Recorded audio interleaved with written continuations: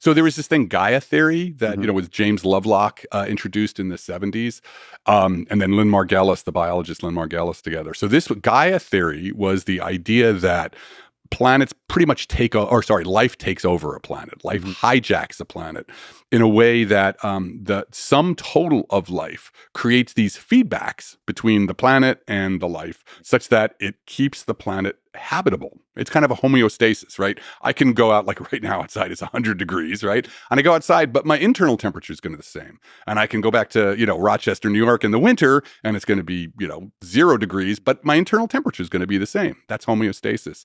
The idea of Gaia theory was that life, the biosphere, exerts this pressure on the planet, or these feedbacks on the planet, that even as other things are changing, the planet will always stay in the right kinds of conditions for life. Now, when this theory came out, it was very controversial. People were like, oh my God, what are you, smoking weed? And like there were all these Gaian festivals with Gaian dances. And so, it became very popular in the New Age community.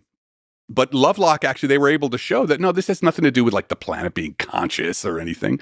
It was about these feedbacks that by the biology, the biosphere can exert these feedbacks. And now that's become, whether or not we're still unclear whether there are true Gaian feedbacks in the sense that the planet can really exert complete control. But it is absolutely true that the biosphere is a major player in Earth's history. So the biosphere fights for homeostasis on Earth. Okay, what I would say right now is I don't know if I can say that scientifically. I can certainly say that the biosphere does a huge amount of the regulation of the planetary state, and over billions of years has strongly modified the evolution of the planet. So whether or not a true Gaian feedback would be exactly what you said, right? The biosphere is this somehow, and Sarah Walker and David Grinspoon and I actually did a paper on this about the idea of planetary intelligence or cognition across a planetary scale. And I think that actually is possible. It's not conscious, but there is a kind of cognitive activity going on. The biosphere, in some sense, knows what is happening because of these feedbacks. So it's still unclear whether we have these full Gaian feedbacks, but we certainly have semi-Gaian feedbacks. If there's a perturbation on the planetary scale, temperature, insolation, how much sunlight's coming in, the biosphere will start to have feedbacks that will damp that perturbation. Temperature goes up, the biosphere starts doing something, temperature comes down. Now, I wonder if the technosphere also has a Gaian feedback or elements of a Gaian feedback, such that the technosphere will also fight to some degree for homeostasis. Open question, I guess. Well, I'm glad you asked that question, because that paper that David and Sarah and I wrote, what we were arguing is that over the history of a planet, right? When life first forms, 3.8 billion years ago, it's kind of thin on the ground, right? You've got the first species, these are all microbes, and they have not yet they're not going to, enough of them to exert any kind of these Gaian feedback. So we call that an immature biosphere. But then as time goes on, as life becomes more robust and it begins to exert these feedbacks, keeping the planet in the place where it needs to be for life, we call that a mature biosphere, right?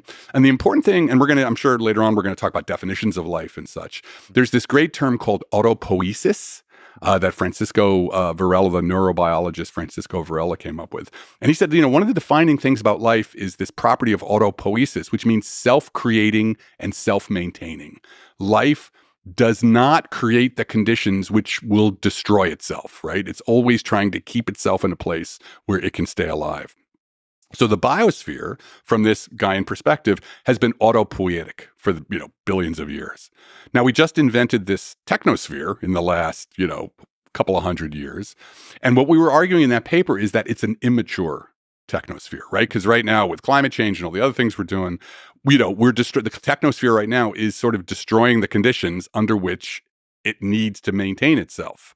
So the real job for us, if we're going to last over geologic timescales, if we want a technosphere that's going to last tens of thousands, hundreds of thousands, millions of years, then we've got to become mature, which means to not undermine the conditions, to not subvert the conditions that you need to stay alive. So as of right now, I'd say we're not autopoietic.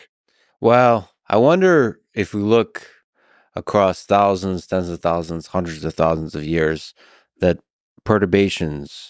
the technosphere should create perturbations as a way for developing greater and greater defenses against perturbations, which sounds like a ridiculous statement, but basically go out and play in the yard and hurt yourself to strengthen the, or like drink water from the pond. From the pond, yeah, right. To Get sick a few times. To strengthen the immune system. Yeah. Well, what's interesting with the technosphere, we could talk about this more, but like, we're just emerging as a technosphere in terms of as a interplanetary technosphere, right? That's really the next step for us is to, David Grinspoon talks about, I love this idea of anti-accretion, like this amazing thing that for the first time, over the entire history of the planet, stuff is coming off the planet, right? It used to be everything just fell down, all the meteorites fell down. But now we're starting to push stuff out. And, like the idea of planetary defense or such, we are actually going to start exerting perturbations on the solar system as a whole. We're going to start engineering if we make it, right? I always like to say that if we can get through climate change, the prize at the end is the solar system, right?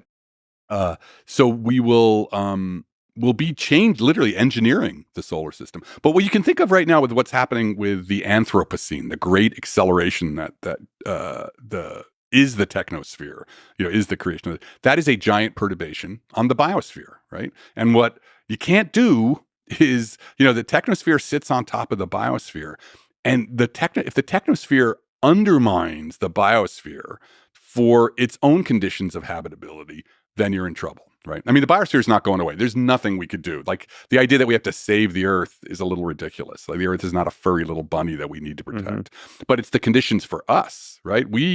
Humanity emerged out of the Holocene, the last 10,000 years interglacial period. We can't tolerate very different kinds of Earths. So that's what I mean about a perturbation.